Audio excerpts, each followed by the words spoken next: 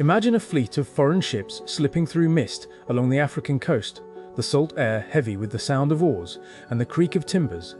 Then, in less than a generation, those same ships sailing up the Tiber into the heart of an empire that had ruled the Mediterranean for centuries. This is the story of the Vandals, how a troubled people from the Germanic world carved a kingdom out of Roman North Africa, sacked the city of Rome in 455, and then, within a lifetime, almost vanished from the page of history. Their leader was Genseric, a man who ruled by skillful seamanship and political ruthlessness. In the 420s and 430s, as the Western Roman state weakened under internal strife and barbarian pressure, groups of Vandals crossed Gaul and then Iberia before launching into Africa in 429. Contemporary chronicles are uneven. Some late Roman writers accuse Genseric of opportunism. Later historians debate whether local Roman commanders invited the Vandals to Africa. What we do know from sources such as Hydacius and Prosper of Aquitaine is that by 439, Genseric had seized Carthage, a city whose grain fleets and harbours made it one of the Mediterranean's greatest prizes. From that base, the Vandals became a naval power. They levied taxes, minted coins in the Roman style, and maintained much of the old administration, even while they were Arians, a Christian faith differing from the Nicene orthodoxy of most Romans. This mixture of continuity and change is important. Some contemporary writers painted the Vandals as barbaric destroyers. Archaeological evidence and administrative records suggest their rule also preserved many Roman practices.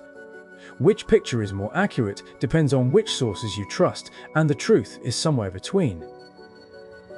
The most dramatic moment came in 455. After a complicated series of Roman court intrigues and the assassination of Emperor Valentinian III, Genseric's fleet was at the gates. According to chroniclers like Prosper and later Procopius, the Vandals entered Rome and carried off vast treasure, church relics, and prisoners.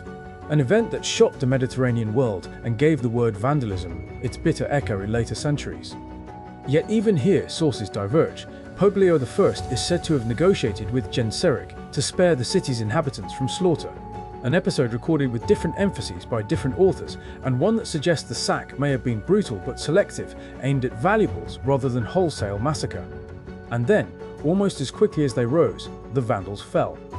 By the 530s, the Byzantine Emperor Justinian resolved to restore imperial control over lost Western territories.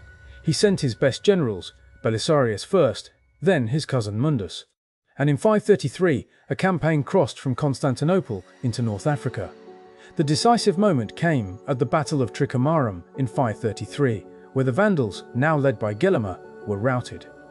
Procopius's eyewitness-like account tells of cavalry charges, defections among Vandal federates, and the capture of Carthage.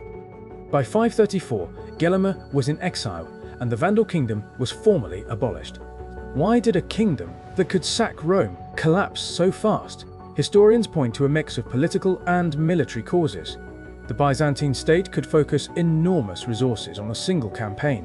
Internal Vandal divisions over succession and the limited size of their ruling elite left them politically fragile. Military defeat was decisive, but not inevitable. Some modern scholars note that a different Vandal leader or a different alliance might have prolonged their rule. Environmental and economic factors are harder to pin down. North Africa's productivity had been eroded by decades of war, but archaeological work shows continued urban life and agriculture under Vandal rule, suggesting the collapse was not simply ecological. What remains of the Vandals today is fragmentary. Their coins and a few inscriptions survive. Siege layers and burned horizons in North African sites hint at violent episodes, shipwrecks and harbour remains speak to their naval activity. Yet the most visible legacy is cultural and linguistic absence. The Vandal language disappeared within a few generations, absorbed into Latin-speaking populations. Later, medieval writers remembered them as iconoclasts and destroyers. Modern archaeology and careful reading of sources reveal a more complicated picture of a people who were rulers as much as raiders. So what questions linger? How deep was Vandal assimilation into Roman society in North Africa? Could a different set of political choices have saved their kingdom? And what ordinary lives, farmers, merchants, bishops, continued even as empires changed hands? These are questions archaeologists and historians still try to answer in dust and archive.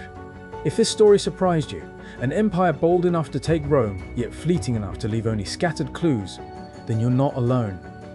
There are whole chapters of late antiquity still waiting to be recovered. If you want to keep chasing these lost threads of history, consider joining this small channel. Be the first to help us tell the stories that history nearly forgot.